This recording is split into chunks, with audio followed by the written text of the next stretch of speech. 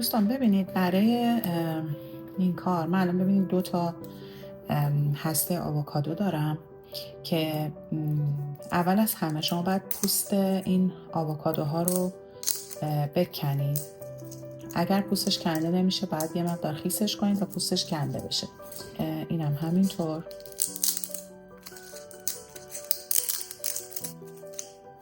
باید نگاه کنید ببینید که یه حالا روی این بیشتر مشخصه، یه شیار خیلی ریزی داره روی این.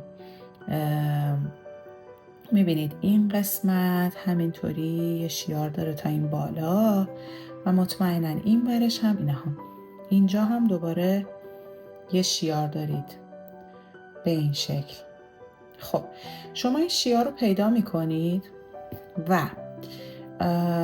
دقیقاً از توی خود همین شیار، از توی شیار، یعنی کمک میکنه این کار به باز شدن این شیاره. اینو ببینید الان این کار داره باز میشه از هم دیگه. این الان داره از هم دیگه باز میشه. خب ببینید الان من اینو میذارمش اینجا. این یکی هم توی این طرف شیار، اینجای شیار، میبینید این شیار رو اینجای شیار میکنید و به این شکل یه خلال دندون یا مثل من با این چنگالای مخصوص فینگر فود. ببین الان این خودش، حالا نمیدونم این چی بوده از اینجا اومده بیرون. من اینا رو جدا میکنم. ببینیم این شیار اینو کجا میتونیم پیدا کنیم. اینها ببینید از پایینش که نگاه میکنید یه دونه شیار بزرگ اینجا داره، یه دونه هم اینجا داره. خب پس من اینو میذارم اینجا و اینم دوباره همون جایی که شیار هست من میکنمش مثلا این تو. خب این دوتا الان به این صورت. ما چرا اینو اینطوری میکنیم؟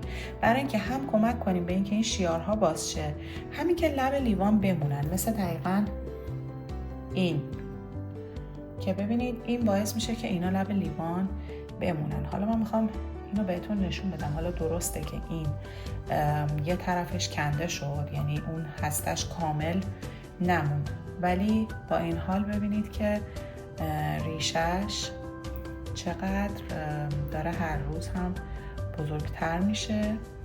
این ریششه و این هم خودشه، یعنی از این قسمت ها میبینید که چقدر حالت جوونه داده. روی ساقش هم همینطور و اینم خودش که به این شکل در اومده.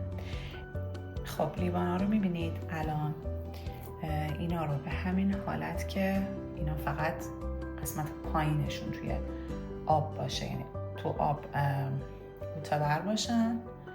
این یکی هم همینطور، یعنی این دوتا چیزی که توی اینا زدیم برای این بود که اینا روی آب بمونن. همینطور که دارید میبینید توی این تصویر 1 هفته گذشته از این در واقع که توی آب گذاشتیمش و میبینید که یه ریشه کوچولو از اون زیر زده. اینجا هم به ترتیب از چپ به راست 15 و 20 روز بعد رو میبینید که ریشه به چه شکلی در اومده.